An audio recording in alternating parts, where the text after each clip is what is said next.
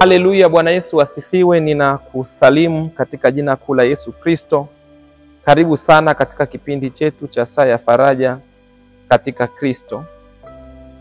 Na leo tunatoa sehemu ya 8 ya kufasiri ndoto kwa jinsi ya kibiblia kiroho. Na leo tunafasiri ndoto nyingine. Hii ndoto tunafasiri kuhusu kuona chakula kinawekwa sumu. Maana yake ni nini? Chakula kinaashiria uchumi, lakini pia chakula kinaashiria malisho. Kwa hiyo inategemea huyo aliyeota ni mtu ambaye ni nani. Huyo aliyeota hiyo ndoto, nafasi yake kiroho ni nani? Ni nani nafasi yake katika ulimwengu wa roho? Wewe uliyeota hiyo ndoto, chakula kinawekwa sumu, ni nani katika roho? Kwa mfano, kama wewe ni mchungaji na ukaota chakula kinawekwa sumu, ni hatari sana, kwa sababu maono yako yanachafuliwa. Sumu ni maneno, kuna maneno ambayo sio mazuri. Lakini chakula kinamaanisha neno la Mungu au malisho ya kondoo. Katika kitabu cha Yohana sura 21 mstari ule wa 15 mpaka wa 25, taona Yesu akimwambia Simoni Petro, lisha kondoo wangu. Na alimwambia mara 3, lisha kondoo zangu, chunga kondoo zangu. Lisha kondoo zangu, chunga kondoo zangu. Hawezi kulisha kama hana malisho. Kwa hiyo neno la Mungu ni malisho. Neno limebeba uzima. Neno limebeba uzima. Kwa nini?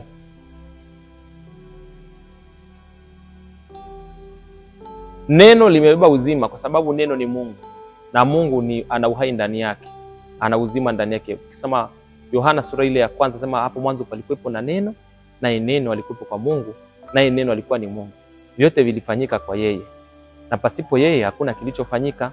Ndani yake ndipo kulipokuwa na nuru ya watu, ndani yake ndipo kulipokuwa na uzima wa watu. Kwa hiyo neno, ukiona chakula kinawekwa sumu, maana yake mafundisho yako yanachafuliwa, yanaharibiwa. Ni vizuri sana ukatulia ukamwomba Roho Mtakatifu, au ni kuharibiwa kwa chakula, kuharibiwa kwa mafundisho, ni kuharibiwa kwa kibali. Lakini chakula pia katika ulimwengu wa roho kimebeba tafsiri ya uchumi. Ukisoma kwenye kitabu cha Kumbukumbu la Torati zile sura ya 8, nafikiri utaona nasema, mtakapokuwa mmejenga nyumba nzuri na kukaa ndani yake, kondoo zenu wakaongezeka, chakula chako na umekula chakula na ukashiba, mali zako zitakapoongezeka na kila kitu unacho, moyo wako usiinuke ukasema ni kwa akili zako. Sasa maanake chakula pia kimebeba tafsiri ya uchumi. Kwa kama kinawekwa sumu, maanake pia unaweza kukuta uchumi wako unashambuliwa au unaharibiwa katika ulimwengu wa roho.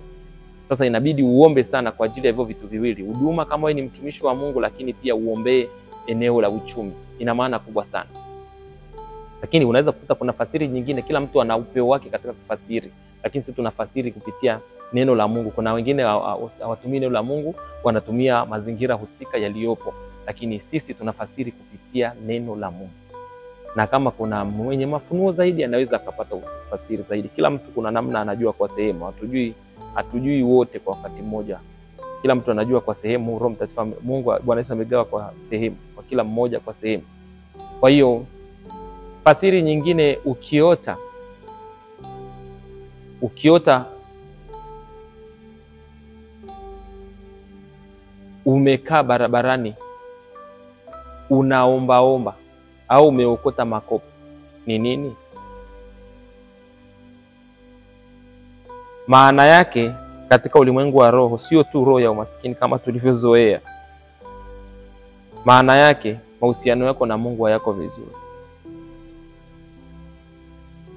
Kwa sababu ukiwa na Mungu hauwezi kwenda kuombaomba.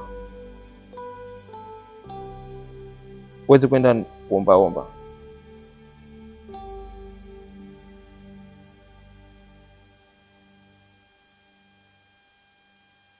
Huwezi kwenda kabisa kuombaomba barabarani. Biblia inasemaje? Tangu nizaliwe sijamuona mwenye haki akiachwa na Mungu. Mchana kutwa ufadhili, na watu barikiwa. Ufadhili na kukopesha.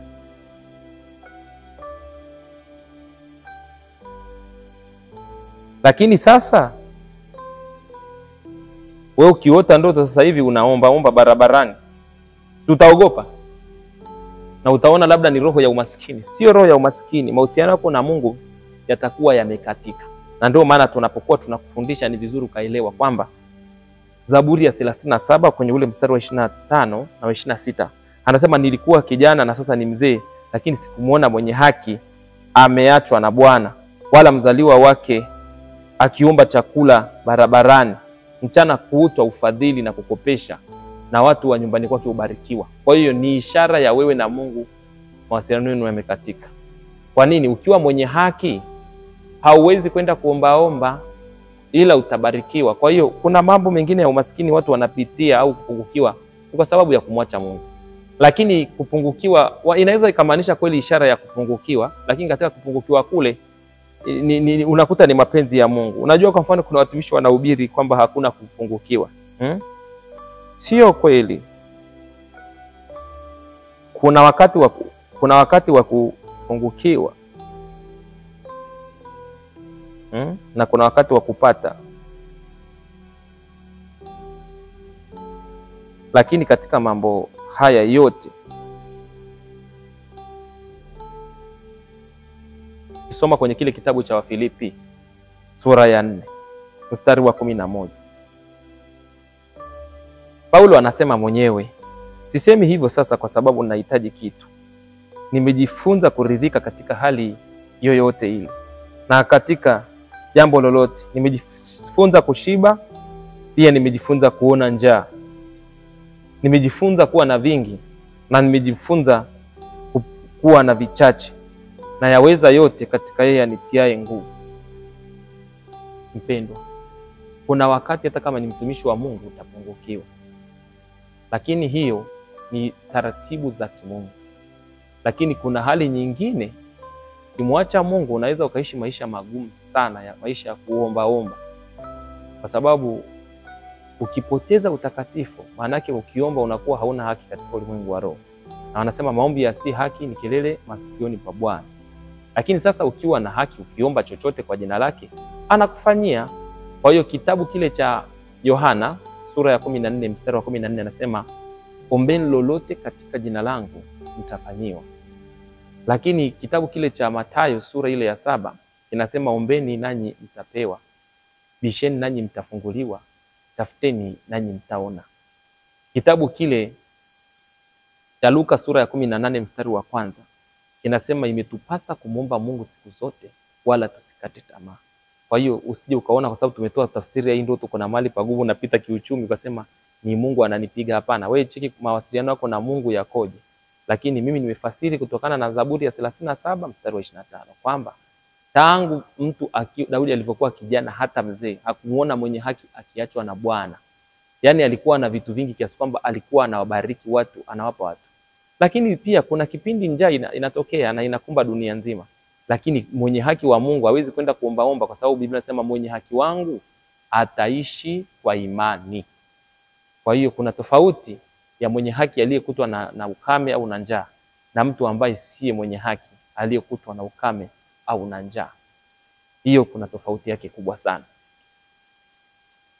Lakini ukiota umevaa nguo chafu, maana yake ni nini? Ni ishara ya dhambi, ni uovu. Ni uovu kabisa. Kwa hiyo inabidi ufanyiwe utakaso. Kama kwenye kile kitabu cha Joshua sura, anasema kwamba alikuwa na mavazi machafu. Sasa kwa nini umekuwa ukiota umevaa mavazi machafu? Maana yake unatembea katika hali ya dhambi. Unajua wokovu unavaliwa kama vazi. Ndio maana anasema kwamba mmevikwa wokovu.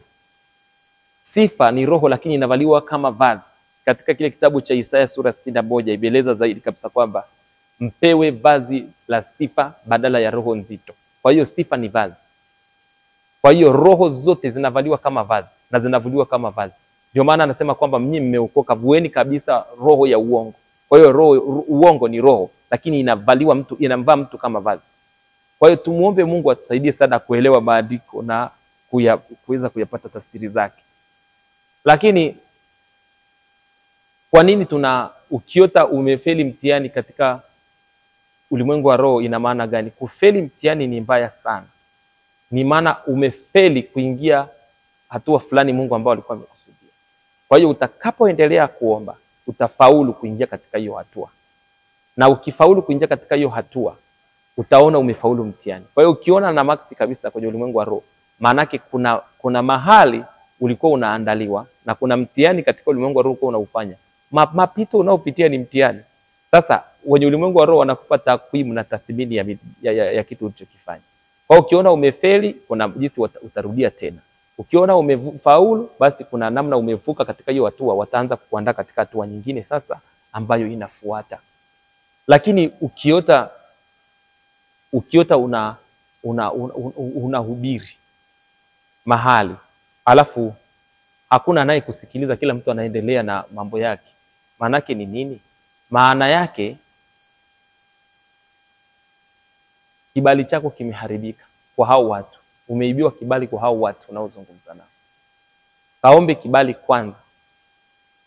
Omba kibali kwanza. Wafalme wa Pili sura ya 2. Omba kibali. Daudi alikuwa akitaka kwenda mahali popote, alikuwa anaomba kibali kwa Mungu. Kuna wakati aliomba kibali, Mungu akamwambia kwamba pandia mji wa Hebroni. Alipopandia ule mji wa Hebroni, akaenda kutawazwa kule na akawa mfalme kule. Kwa hiyo jifunze kuombea kibali chako sana. Upate kibali. Kuna kupata kibali kwa watu na kupata kibali kwa Mungu. Kwa hiyo kibali chako kikiondolewa, maana yake utaonyeshwa unaongea na watu lakini hawakusikilizi. Wana concentrate kufanya vitu vyao vingine. Kwa hiyo unaweza ukapoteza kibali hicho. Kwa hiyo muombe Mungu sana akupe neema ya kufahamu mafundisho haya tunayoyatoa, yatakusaidia na yatakuvusha katika mahali unapopitia. Sasa ukiota umeibiwa viatu katika ulimwengu wa roho, maana yake ni nini? Tafsiri yake, umeibiwa mamlaka. Katika kitabu cha Luka 10:19 amesema nimewapa mamlaka